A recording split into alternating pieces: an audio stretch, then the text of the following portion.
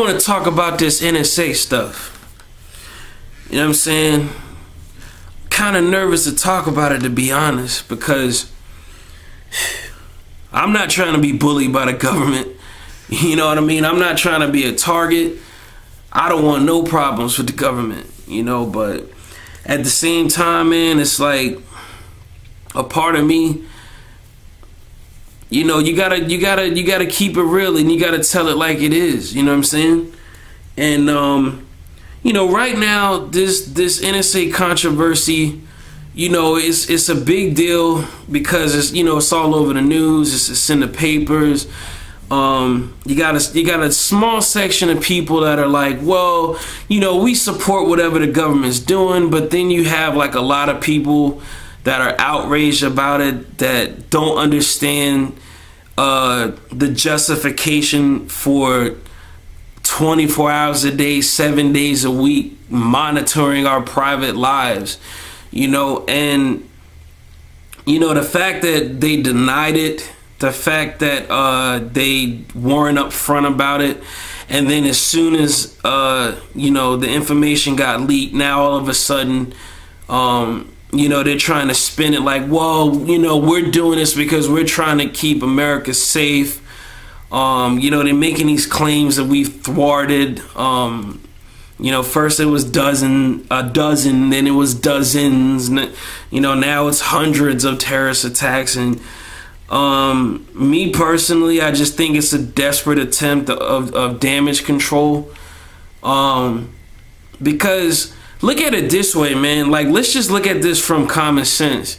Now, if they admit that they have been spying on us, right, and they're supposed to be protecting us, what happened with the Boston bombing then?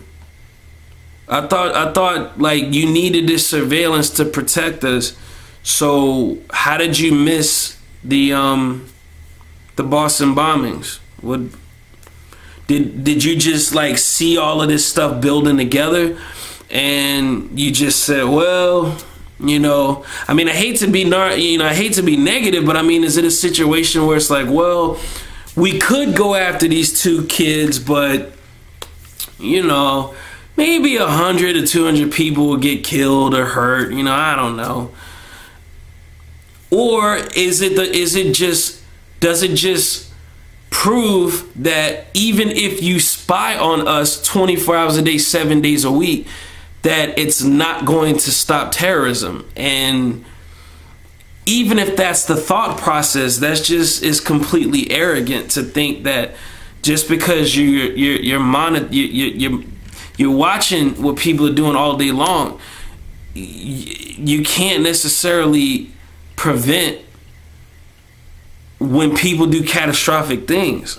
You know, sometimes stuff doesn't even have to be planned. Like, somebody can just decide to do something crazy. But anyway, I digress. You know, I'm basically saying, like, let's just look at this in another way. You know, this is the way that I look at it. Now, don't get me wrong. I'm outraged about it. I think it's ridiculous. Like I said, I think it's just an excuse for the government to just get access to be able to dig information on us, to use it against us. I don't think it's about safety. And if you really think about it, man, I think that this is something that the government has been wanting to do for a very long time now. I mean, I would even go as far as to say, like, we could even go back to like the Prohibition days, you know, or the Marcus Garvey days. I mean, even in those days, like, you know, if you think that in every instance the law or the FBI or the CIA was doing everything legally or according to the Constitution, I think that's pretty foolish and gullible of you to believe that, because these guys broke the law for a lot of different reasons, you know. Now, in the case of Al Capone, for example, this guy, his empire was so ironclad that the only way that they could bring him down was tax evasion, you know. But even throughout all that wiretapping and all of that spying and all that nonsense, still couldn't bring him down, you know. You look at Marcus Garvey. Now, Marcus Garvey wasn't even a criminal, as far as I know. He was an activist. But, you know, they brought him down over, what, mail fraud? You look at the civil rights movements like Martin Luther King, Malcolm X, you know, the Black Panthers and all the different civil rights groups. You know, do you really think they legally did all the stuff that they did to those people in terms of wiretapping and surveillance in their homes and following them wherever they went and all of that stuff? Do you really think all of that was within constitutional means? I don't think so. You know, so that's the way I look at this NSA thing. I just think NSA, that even the topic NSA is just a new catchphrase for an old problem with the government. And I don't believe that this is about protecting us. This is about like, hey, I have a problem with you. And whether my issue with you is criminal or non-criminal,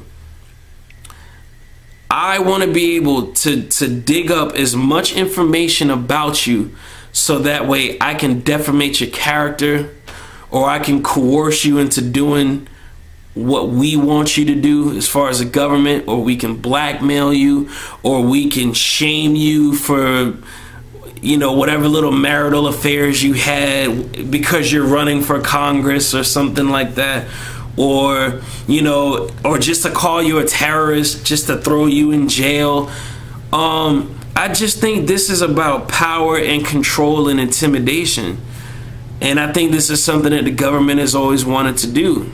You know, I mean, not our founding fathers, but I mean, in terms of in the last 100 years, I think this is what they've always wanted. It's just that now it seems like such a bigger deal because technology is so much more easily accessible and it's advanced so much that it's like now, you know, instead of them just illegally focusing in on one person, it's like now they can just focus on millions of us, you know, or they have access to focusing in on any one of us out of millions, you know. But yeah, I mean, that's basically how I feel about it, man. You know,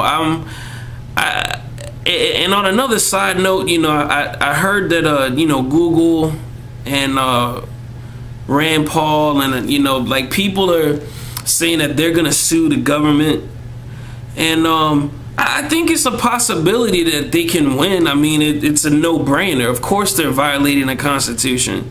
They're just trying to justify it by saying, oh, we're protecting you from terrorism and all of that stuff, you know. But at the end of the day, even if this program is found unconstitutional, illegal, and they shut it down, I just think the government will find a new way to circumvent that and just keep doing what they're doing, which is prying into our lives if they have a problem with one of us.